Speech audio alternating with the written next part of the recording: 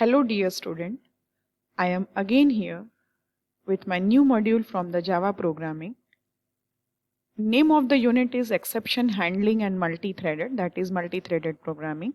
And the topic that we are going to continue from the first part is Exception and Thread Programming. Earlier I have completed the part 1 and this is from the same unit consecutive part, that is part 2 from the Exceptions and Thread Programming. Now we will see the objective. The objectives are same here. After going through this section or this module, you are going to understand the exception and thread programming. Now I am going to cover 5.2. In the previous part 1, we have seen the 5.1. Now we will see 5.2. For this 5.2, I will go with this particular slide. And you can check over here that I have done in the previous first part 1, and now we will see the part 2. Part 2 is all about the thread programming.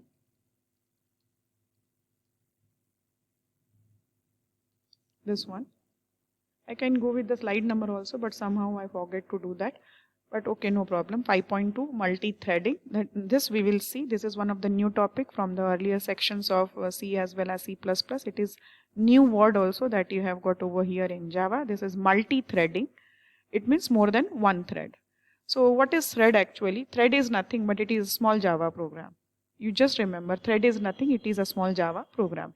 So program is a sequence of statement. You all are aware that when we are talking about program is nothing but set of statements are there, or set of sentences has been written over there, and that is nothing but that collection of statements is called program. Okay. So a program may be divided into two or more sub-programs. These sub-programs are called process. Try to remember, one program, it is divided into number of sub-programs, and that sub-programs are called process. Many processes can be implemented at the same time in parallel. So processes are also a small program. You have to understand one thing, कि program is a collection of statement, but when we are talking about program, it is again divided into number of sub-programs. That sub-programs are nothing but process, but it, in other words, it is also a small program. Okay, and they are parallelly running. It seems that it is parallelly running. Process can be divided into further small parts, and this sub-process are called threads. So a main program is divided into number of sub-programs, that is called process. Process is again divided into number of small parts, that is called sub-process, and in other words it is called thread. So in single line, thread is nothing but it is a small tiny program of Java. Okay, that sub-process is called thread. We can say thread, it is a small unit of a program in Java. Multi-programming, multi-processing, multi-threading. We will focus here in multi-threading, two or more thread of a process. Now you might have understand what is process. Process, it is a part of a program.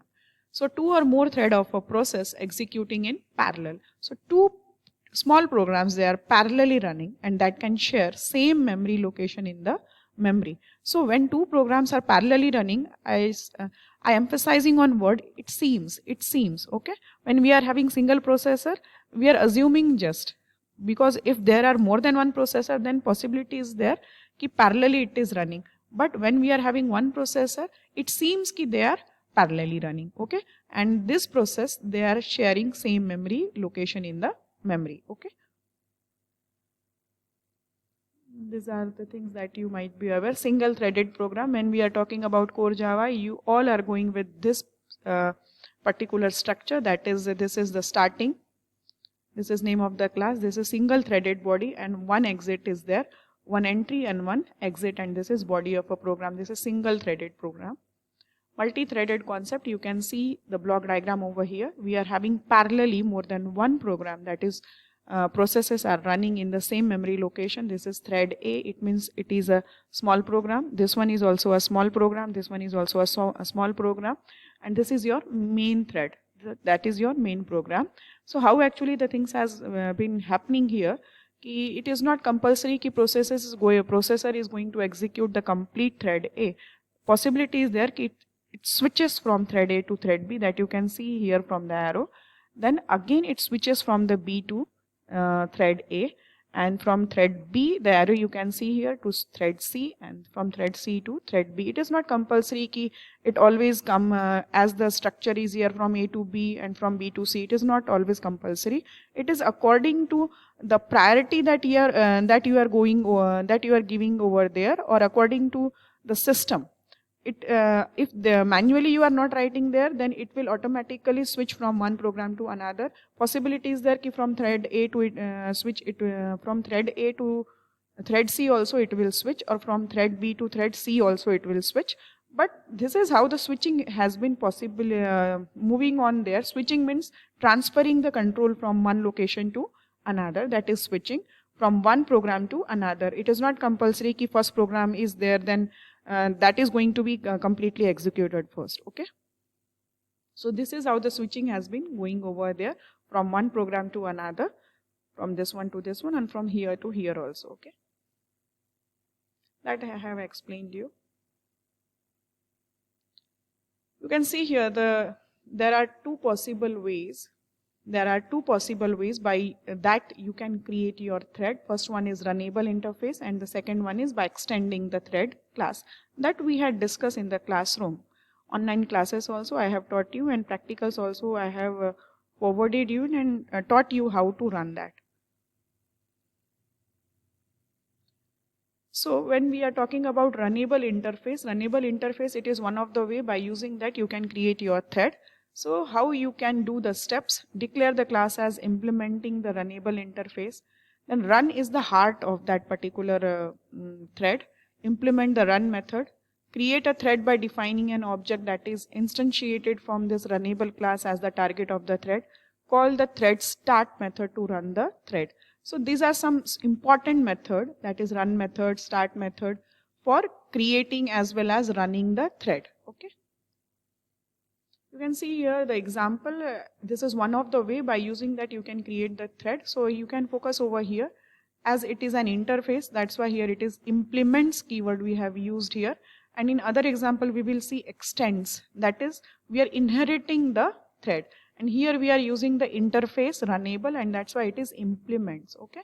So runnable is the interface. By using that you can create your thread also. And this particular loop, this run method is going to execute from 0 to 10.